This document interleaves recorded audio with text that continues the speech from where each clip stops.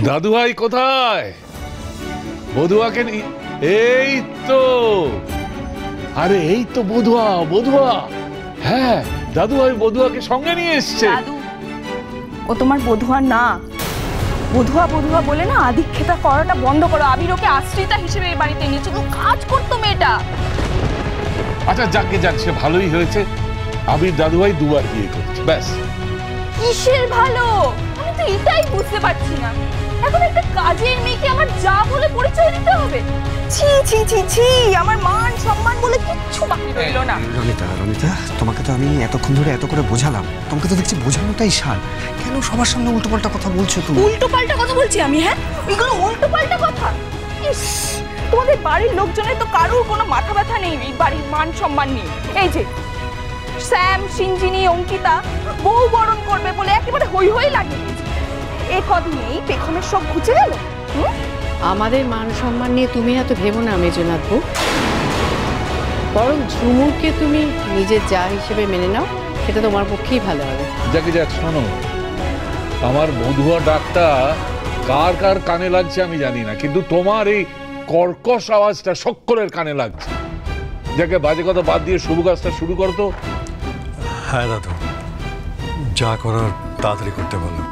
খুব টায়ার্ড লাগছে, আমরা ঘরে যাব। ঘরে যাওয়ার তো খুব তাড়া দেখছি আবিরে। এই, তুমি তোমার মুখটা বন্ধ করবে নাকি করবে না বলো তো? হ্যাঁ, দেখতে পাচ্ছ এতক্ষণ ধরে ওরা দাঁড়িয়ে আছে, তাও শিক্ষা হচ্ছে না তোমার। সকলে মুখ ঝামটা দিয়ে যাচ্ছে। কিছু বল তো, তোর বউকে একটু বল। মা, আমি তো ভুল কিছু বলিনি। এখনো তো এটাই ডিসাইড হয়নি যে আবির আর ঝুমুর একসাথে থাকবে না আলাদা থাকবে। এই তো বড় মা কিছুদিন আগেও বললো যে ওরা আলাদা থাকবে, কিন্তু এখন যে আবির তাড়াহুড়ো শুরু করেছে, ওদের দেখে তো মনে হচ্ছে যে ওরা ডিসিশনটা নিয়েই নিয়েছে একসাথে থাকার। তুমি একটু চুপ করো মেজনাথ বউ, তোমার তো দেখছি শরম হায়া বলে কিচ্ছু নেই।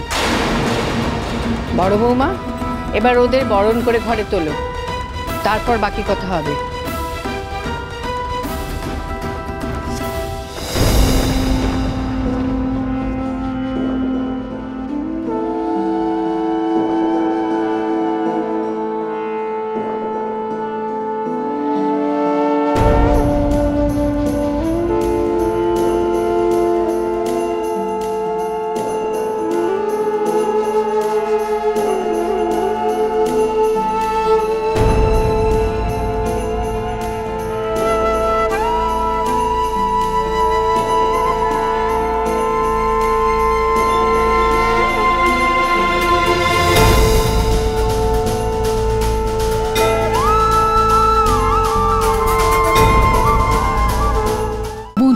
সোম থেকে রবি প্রতিদিন সন্ধ্যে 7:30টায় স্টার জলসায় ও ডিজনি প্লাস হটস্টারে।